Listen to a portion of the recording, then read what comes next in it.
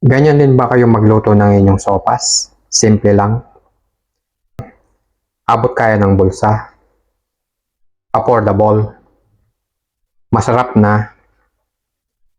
Cheap pa ang kanyang mga ingredients. Tara, wag na nating patagalin yan. Lutuin na natin. Ayan po ang ating mga ingredients na gagamitin sa ating simpleng sopas. Ang ating noodles, sibuyas, bell pepper, carrot, bawang, repolyo, corned beef, at yung ating gatas na malabnaw.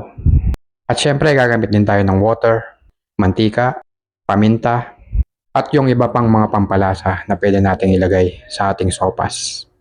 Kaya't umpisa na natin ang ating pagluto.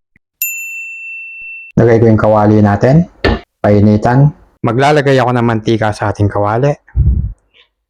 Mga 2 kutsara, okay na.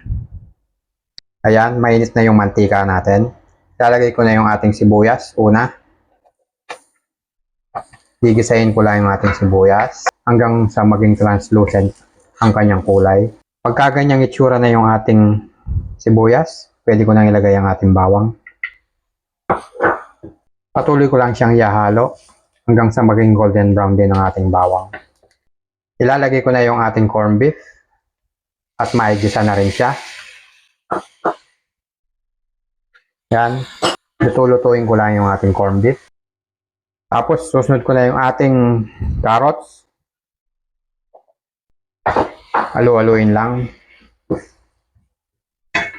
At ilalagay ko na yung ating bell pepper. Haluin ulit. Tapos maglalagay na ako ng tubig. Gumamit ako ng mainit na tubig para agad siyang kumulo. Depende sa inyo kung gaano karaming ilalagay yung tubig ha. Kasi pagka sopas, gusto natin matubig, masabaw. At ilalagay ko na yung ating noodles. Palalambutin natin yan. Haluin ko lang. Tatakpan ko lang muna ang ating niluluto.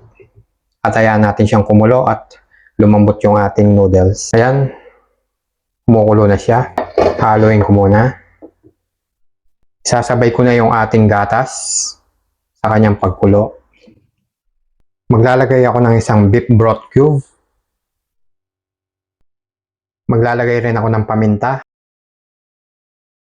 Pampadagdag lasa, pampasarap din yan. At tuloy-tuloy lang nating palambutin ang ating noodles.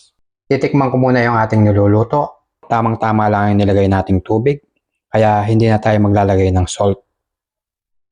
Pwede ko na ilagay ang ating repolyo. At maya-maya ay ready to serving plate na tayo. I-steam ko muna yung ating nilagay na repolyo.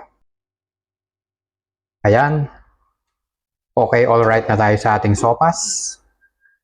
At ready to serving plate na tayo. At nakagutom na. Ayan na ang ating merienda sopas for today.